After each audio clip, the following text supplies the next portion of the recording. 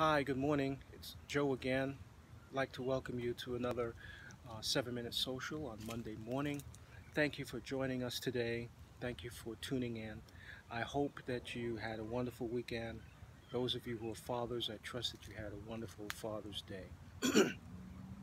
um, for many of you who tune into our video streaming, I hope you were able to catch the program on Saturday afternoon where Pastor Josh led a panel discussion regarding the question of racial issues in the church, and it was a very good discussion. We had some wonderful guests there, so I would encourage you to take a look at that video.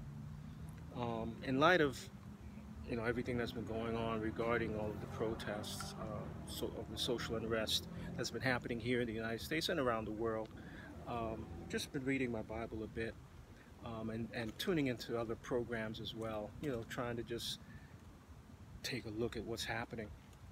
Came across this verse in Malachi chapter 2, verse 10.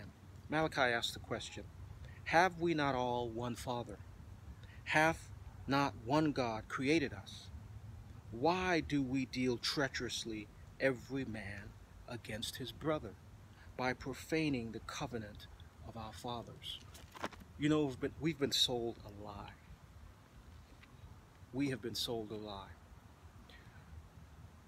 For centuries now, we've been talking about races. There's a white race, there's a black race, there's the red race, the Indians, there's a yellow race, the Asians, and that's a lie. God created one race, the human family, one race. And out of that race, we have these different colors of individuals. The thing is that there is a racist, and the supreme racist is the devil himself. He hates the human race. He hates the image of God that was created in the human race. And thus, he hates us. He is the racist. We aren't races of people. We are one race, different colors. And that's big. That's been the big lie. And Malachi asked the question, have we not all one Father? Yes. Hath not one God created us? Yes. So if that's the case, why then do we deal treacherously every man against his brother? Obviously, we know that if Satan is the racist then, and he's caused us to fall, it's because of sin. And he's turned the human race using and dividing us by color, by ethnicity, by nationality, by whatever, to fight one another, to divide, and to be at odds with one another. And that's where the problem comes. And so this past week I started, I was listening to different programs, as I said, came across some information that I've been kind of tuning into. But I'll be honest, after listening to a lot of that stuff, first of all, I learned how deeply rooted this whole racism issue is, and just how evil and how wicked it is, but even more so, how deeply rooted it is. And I begin to wonder, like, will it ever change? I actually begin to feel hopeless to some degree. It's like, will it ever get better? I mean, it's good to see the marches, it's good to see the protesting, it's good to see the call for change that's happening. I applaud it, I urge it, I want to see it. But deep down, I know that there's going to be strong resistance to the change. There's going to be strong. Will we ever eliminate this thing called racism? And I don't feel we will, because the true racist is the devil himself, and he's against the human race. And so this racism, this fighting amongst the human race and the families within the human race will continue, unfortunately. And so as the challenge then is, how do I look at this as a Christian? First of all, I remember what Jesus said to Pilate. He told Pilate, he said, "My kingdom is not of this world." And as a child of God, our kingdom is not of this world. We're in the world, but we're not of the world. Because we've been born out of the world. We've been born again, and we're His daughters and sons. And we're His children. And so we're not of this world. It's our kingdom, our home is not here. We're here, but this is not our real home.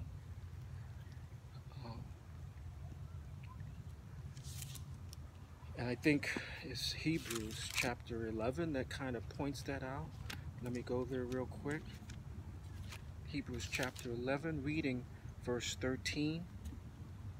Paul writes here, "These all died in faith, not having received the promises, but having seen them afar off, and were persuaded of them, and embraced them, and confessed that they were strangers and pilgrims on the earth. For they that say such things declare plainly that they seek a country. And truly, if they had been mindful of that country from whence they came out, they might have had opportunity to have returned. But now they desire a better country, that is, an heavenly. Wherefore, God is not ashamed to be called their God, for He hath prepared for them a city." I know I live here. I know I exist here. I know I have to interact here. I know that there's a work for me to do here. There are souls to be saved. There are souls to minister to. There are souls to love. God has to work through me to bring about change, or to help bring about change. He has to work through me to impact a life. He chooses to. Doesn't have to. He chooses to. I'm employed in His service. But in reality, this world is not my home.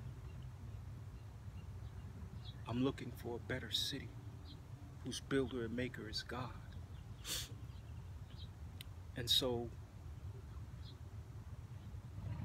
in spite of what changes come or may not come, my hope is still in Him, and in seeing Him, and in one day being saved out of this world. Yes, we have to do what we can to help bring about change and help make things better for ourselves and others while we're here. But let's not get, how would I say? I don't want to say distracted, but let's not get, I became despondent, looking too much at what was here and forgetting that I'm really not here. This is not my home. I'm looking for a better place, a better city, whose builder and maker is God. So we do what we can. We help where we can. We definitely get involved where we can. But let's not forget, this place is not our home. One day soon, Jesus will return to take us home. God bless you. Have a wonderful day. Praying for you. Send us a line. Let us know how you're doing. If you need help, if you need prayer, just drop us a line at ofhow.org. Give us an email, send us a call. We would love to hear from you. Have a wonderful day. Bye-bye.